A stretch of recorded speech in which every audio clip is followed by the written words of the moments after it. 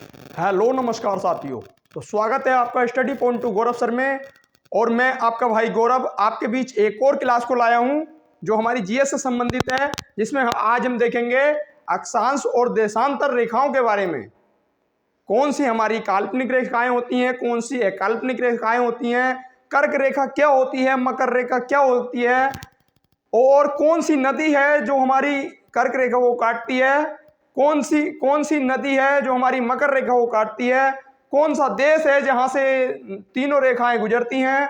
तो आइए इन्हीं सभी पॉइंटों के बारे को में हम लेके चलेंगे।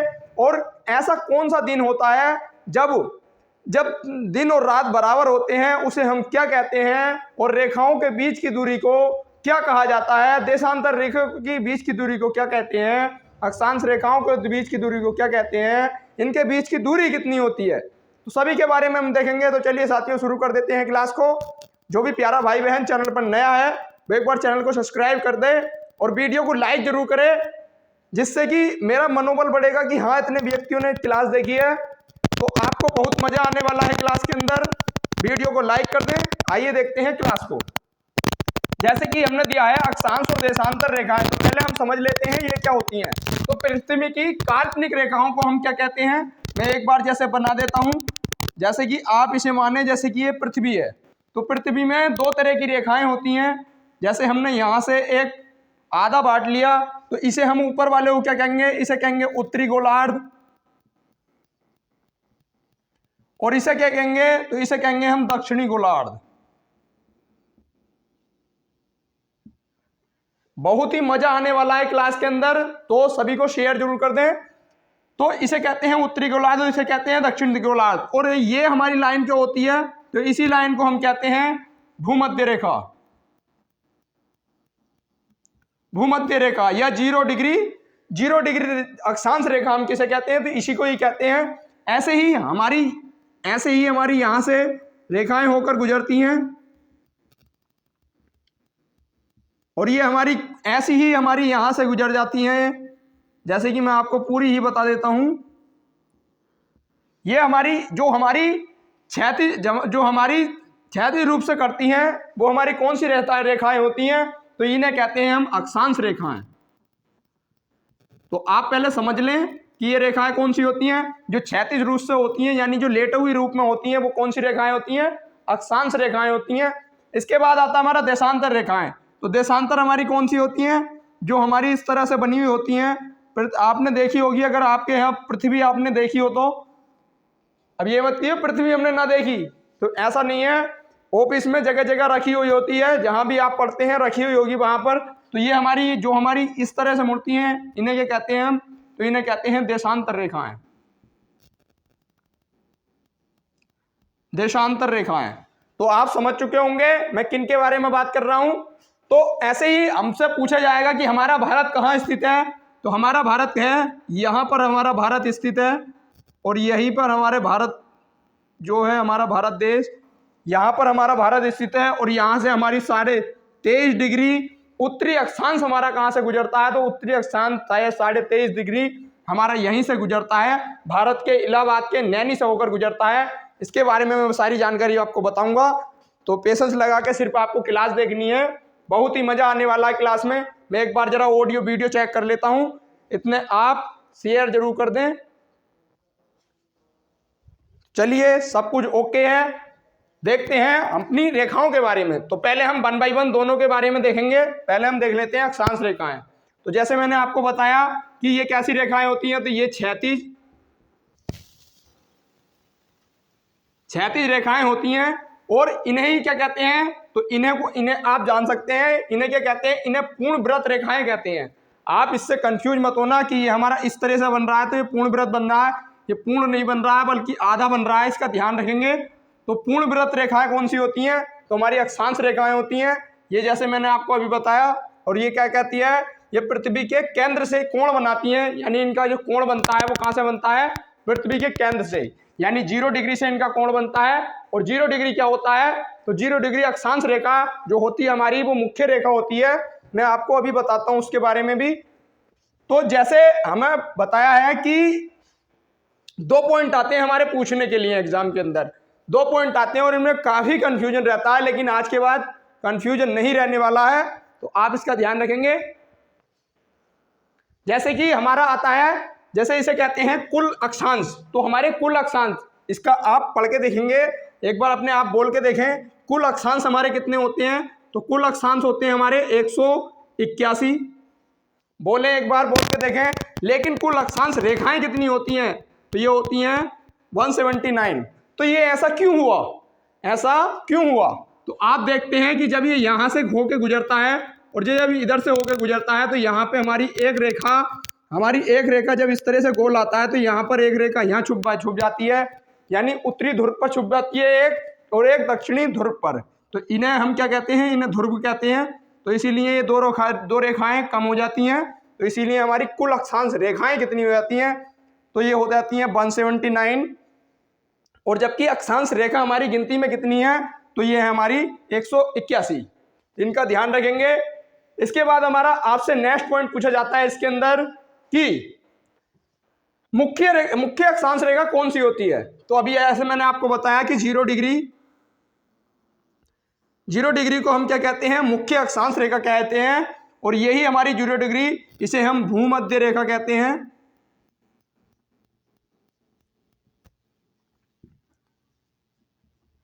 इसे हम भूमध्य रेखा कहते हैं। तो आपको इनके बारे में मैं आपको अभी बताता हूं, तो बिल्कुल भी दिक्कत ना लें, आपको सारी जानकारी बड़ी अच्छी तरह से बताई जाएगी, सिर्फ आपको पेशेंस लगा के क्लास देखनी है, कोई भी डाउट अंत में आपका नहीं रहने वाला है।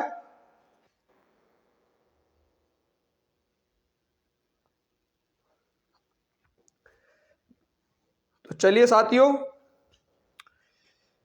लाइक शेयर जरूर करते रहें, जिससे कि मेरा मनोबल बढ़ता रहेगा और मैं आपके लिए और बेहतर से बेहतर कंटेंट लाने की कोशिश करता रहूंगा। तो जैसे ये क्या है, तो ये हमारी भूमध्य रेखा है।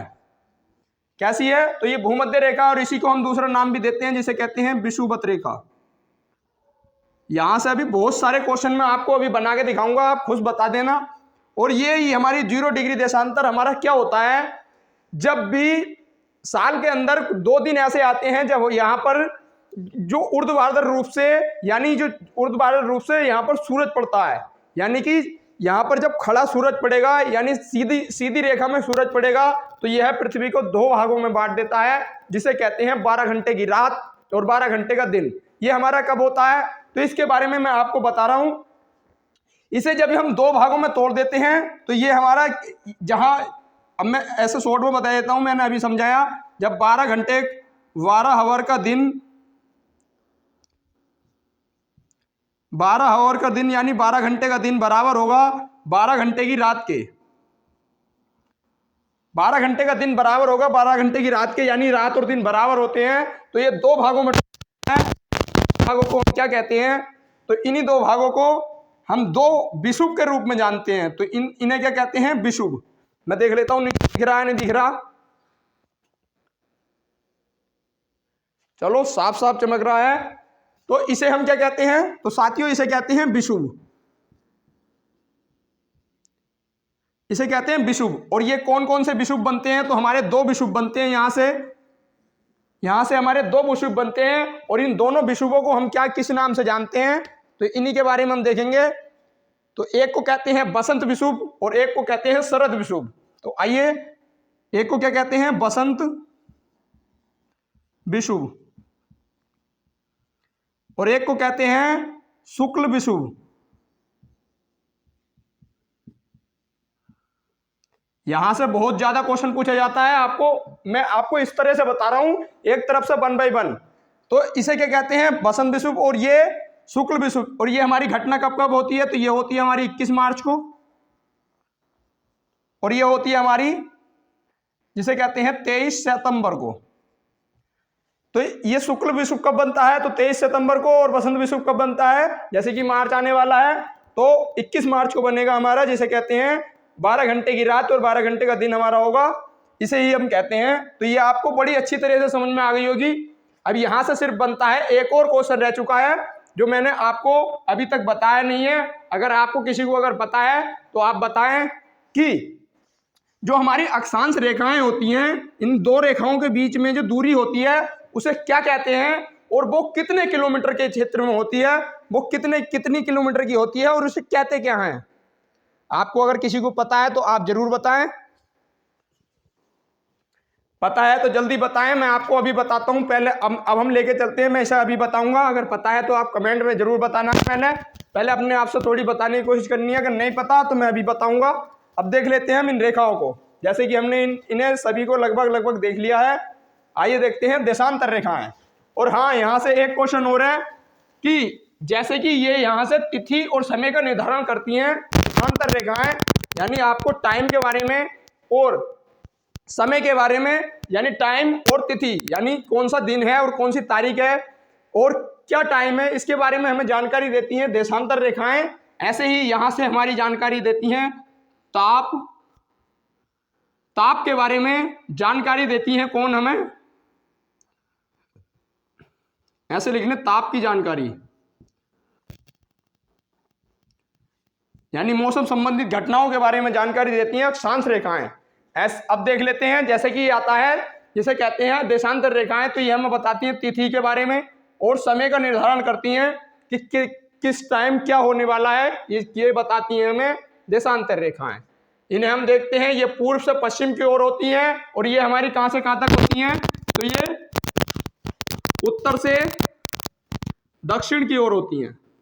जैसे मैंने आपको अभी बताया, उत्तर से दक्षिण की ओर ये आपस में बांट देती हैं और ये होती हैं पूर्व से पश्चिम की ओर। तो आप इनका ध्यान रखेंगे। ये कितने प्रकार की होती हैं, तो हमारी जो देशांतर रेखाएं हैं ये हमारी दो प्रकार की होती हैं। एक तो होती है 0 डिग्री देशांतर, और एक होती है जिसे कहते हैं 180 डिग्री देशांतर। इन दोनों को हम किस नाम से जानते हैं, जैसे मैंने आपको शुरू में बताया कि तिथि रेखा और समय रेखा। तो जो हमारी 0 डिग्री देशांतर रेखा होती है इसे हम कहते हैं अंतरराष्ट्रीय समय रेखा। इसे क्या कहते हैं, अंतरराष्ट्रीय समय रेखा। आप लिख लें, इसे कहते हैं अंतरराष्ट्रीय समय रेखा। जल्दी बताएं, अगर किसी को अगर थोड़ा बहुत अगर क्वेश्चन आता हो तो बताने की कोशिश जरूर किया करें। तो ये क्या है, अंतरराष्ट्रीय, और अंतरराष्ट्रीय की स्पेलिंग भी देख लें, शुद्धवर्तनी में पूछी जाती है, अंतरराष्ट्रीय समय रेखा। अंतरराष्ट्रीय समय रेखा है हमारी 0 डिग्री देशांतर। और इसे ही हम क्या कहते हैं, तो इसे और भी एक नाम से जानते हैं, जिसे हम अगला नाम इसका हम दे सकते हैं।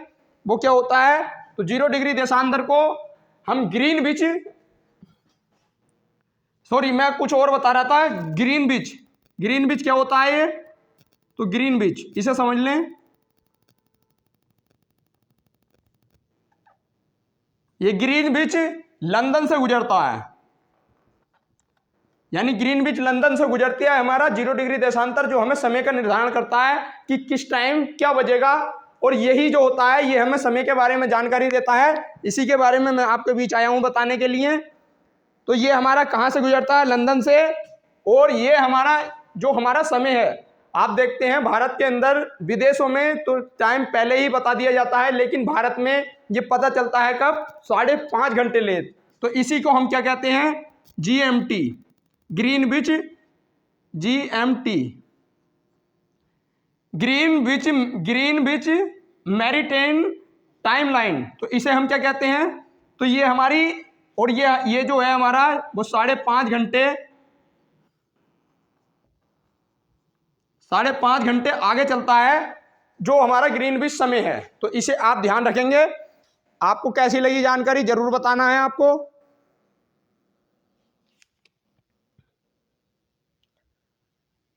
वीडियो को लाइक जरूर करते रहें, जिससे कि सभी को ये जानकारी बड़ी अच्छी से समझ में आ जाए। तो चलिए, कैसी लगी जानकारी जल्दी बताएं, कमेंट में कमेंट करते रहें। मैं थोड़ी और जानकारी है इसके बारे में और बता देता हूं, इसे मैं अभी बता दूंगा। इसके बाद आता है ये हमारा 5.5 घंटे जो एक्स्ट्रा गुजरता है, ये हमारा कहां से गुजरता है, तो हमारा इलाहाबाद के नैनी से। इलाहाबाद के नैनी से ये हमारा 5.5 घंटे है जो आगे चलता है, ये हमारा काउंट किया जाता है कहां से, इलाहाबाद के नैनी से। अब बढ़ते हैं नेक्स्ट की तरफ। नेक्स्ट आता है हमारा 180। तो 180 डिग्री क्या है, तो ये हमारे ये अंतरराष्ट्रीय तिथि रेखा, यानी वो क्या बताती थी हमें, तो 0 डिग्री बताती है समय और ये बताती है तिथि के बारे में। और ये हमारा कहाँ से गुजरता है, तो 180 डिग्री हमारा गुजरता है, जिसे कहते हैं ये हमारे कई सारे राज्यों से होकर गुजरता है। जैसे कि हमारा अलास्का से होता हुआ गुजरता है और ये जगह जगह द्वीपों में पहुंच जाता है। तो आपको सिर्फ यहाँ से जो पॉइंट पूछा जाता है वो यही पूछा जाता है कि 180 डिग्री को हम क्या कहते हैं, तो 180 डिग्री को कहते हैं अंतरराष्ट्रीय तिथि रेखा। यहाँ से संबंधित और कोई जानकारी नहीं है, आप इसे नोट कर सकते हैं। तो आप इसे नोट कर लिया हो तो मैं आपको और एक और जानकारी के बारे में बताता हूं, जो आती है हमारी कर्क रेखा, क्योंकि भारत के अंदर ज्यादा प्रचलन में है कौन सी, कर्क रेखा। तो कर्क रेखा को हम जानते हैं, तो एक बार इसका चाहे तो आप स्क्रीनशॉट ले सकते हैं। कर्क रेखा में आपको इधर बता देता हूं, छोटी सी जानकारी है। कर्क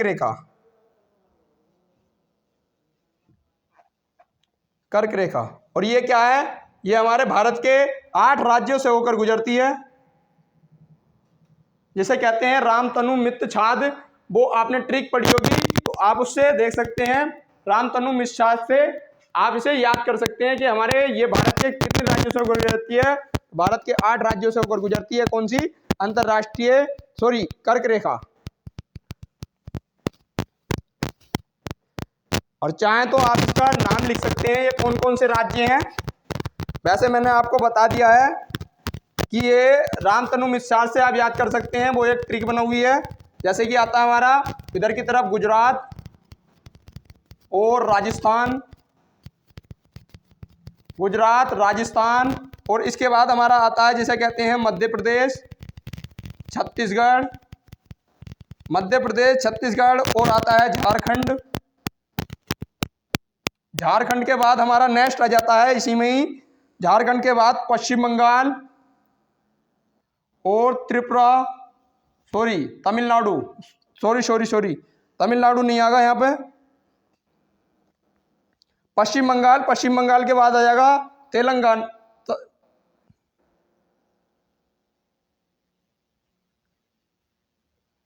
एक आएगा मिजोरम, और एक और रह गया है जिसे कहते हैं हम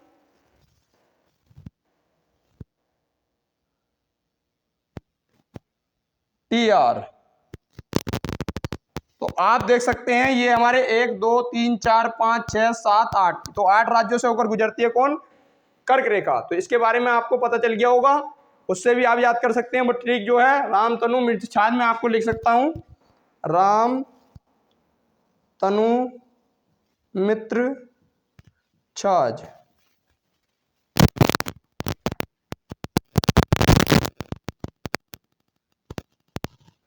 तो इसे आप याद कर लें, इसी से संबंधित ये सारे राज्य आ जाएंगे इसी के अंदर, तो आप इसे देख सकते हैं। तो ये थी हमारी अक्षांश और देशांतर रेखाएं। आपको कैसी लगी जानकारी आप कमेंट में जरूर बताना है। आपको अगर फिर भी कोई डाउट अगर इससे संबंधित रहता है तो आप नीचे कमेंट कर देना, आपको सारी जानकारी बड़ी आसान वे में बताई जाएगी।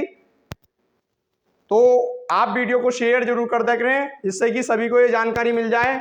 वीडियो ज्यादा व्यक्तियों तक नहीं पहुंच पा रही है, आपके पास जितने भी फोन है उसमें एक बार चला के छोड़ देते हैं तो ये हमारी वीडियो सब में पहुंच जाएगी। तो चलिए साथियों, मिलते हैं नेक्स्ट वीडियो में। जब तक के लिए जय हिंद, जय भारत, और देखते रहें स्टडी पॉइंट टू गौरव सर।